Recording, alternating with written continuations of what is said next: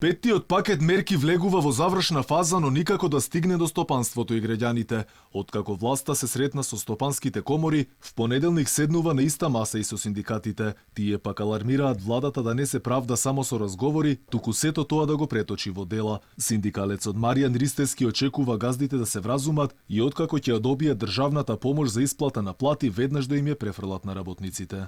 Како што гледаме од владата, прифатена е во делот за исплата на плати, повторно да продолжи, меѓутоа за жал најверојатно повторно ќе дадат парите кај работодавачите.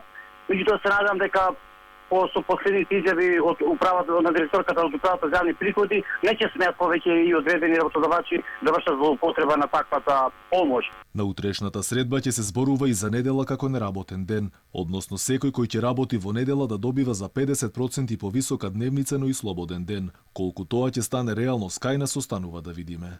Работникот кој по барање работодавачот ќе работи во недела, за нас ќе биде прифатливо и оние работници кои што ќе работат во недела, се надевам со новако решение, ние како синдикат тврдиме дека во иднина ќе добијат надоместок за тоа што ќе работат во недела.